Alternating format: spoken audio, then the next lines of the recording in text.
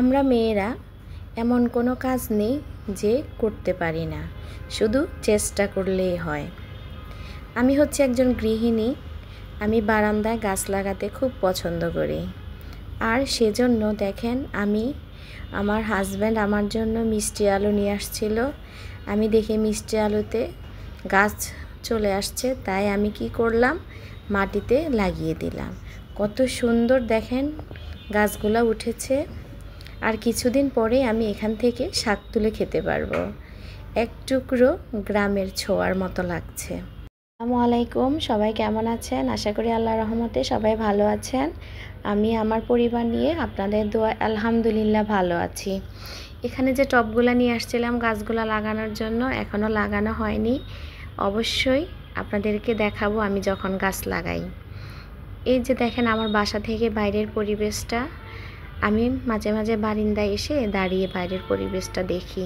তারপর চলে আসলাম রান্নার আয়োজনে। এখানে আমি আজকে ঢেঁড়স ভাজি করছি আর কাঁচা কলা দিয়ে রুই মাছ রান্না করব।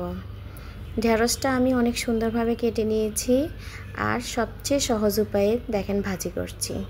শুধু পেঁয়াজ, কাঁচামরিচ আর তেল দিলাম আর সাথে একটু লবণ দেব, বাস শেষ। ঢেঁড়স ভাজিটা একদম সিম্পল। সবচেয়ে ভাজির মধ্যে মনে হয় যে ঢেঁড়স ভাজিটাই সবচেয়ে সহজ। তারপর আমি অন্য পাশে মাছটা ফ্রাই করে নিচ্ছি। আমি কলা দিয়ে রান্না করব, তো তাই একটু ভেজে নিলাম।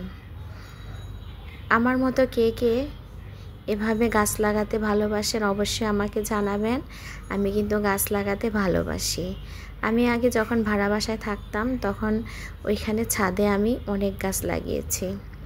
আর এখন নিজের বাসায় এসে এখন আর গাছ লাগাই না, কারণ সময়ের জন্য আমি পারি না। আর দেখেন আমার বাসার কিচেন রুমে এত বাতাসের জন্য চুলার আঁচটা এদিক সেদিক দৌড়াদৌড়ি করতেছে। পরে আমি দরজাটা লাগিয়ে দিয়েছি আর এদিকে আমি কলাটা কষিয়ে নিচ্ছি। তরকারিটা প্রায় আমার কষানো হয়ে আসছে। তারপর আমি একটু ঝোলের পানি দিয়ে দিব।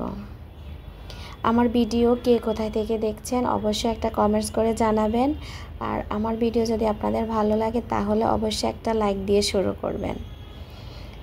যারা আগে থেকে লাইক, কমেন্ট, শেয়ার করেছেন, সাবস্ক্রাইব করেছেন তাদেরকে অসংখ্য অসংখ্য ধন্যবাদ। এখানে আমি কলাতে একটু ঝোলের পানি দিয়ে দিলাম পরিমাণ মতো, যেন ভালোভাবে সিদ্ধ হয়ে যায়। এমনিতেই হাফ সিদ্ধ হয়ে গেছে, তারপরও আরেকটু বাকি আছে। আমি এখন মাছ দিয়ে দিব, তারপরে ঝোলটা পরিমাণ মতো দিয়ে দিলাম। আর সব সময় চেষ্টা করবেন তরকারিতে গরম পানি দেওয়ার জন্য। আমি সব সময় তরকারিতে গরম পানি দেই। এখন আমি মাছ দিয়ে দিলাম, তারপর আমি একটু ঢেকে দিব। বাস, আমার তো কাজ শেষ। এখন ধনেপাতা দিয়ে উঠিয়ে ফেলব। তো কলা তরকারির সাথে ধনেপাতা না দিলে কেন জানি ভালো লাগে না, কালারটাই ভালো লাগে না আমার কাছে। এখন আমি চুলাটা অফ করে দিব। আর এই যে দেখেন আমার কলা তরকারির ফাইনাল লুক। দেখতে কিন্তু যেমন সুন্দর হয়েছে, খেতে তেমন মজাদার হয়েছে। আর এভাবে রান্না করলে সিম্পলভাবে খুবই ভালো লাগে।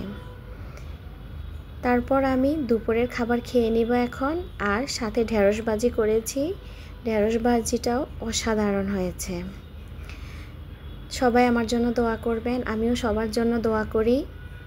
সবাই যেন ভালো থাকে, সুস্থ থাকে। আল্লাহ যেন সবাইকে সকল প্রকার বিপদ আপদ থেকে মুক্ত রাখে।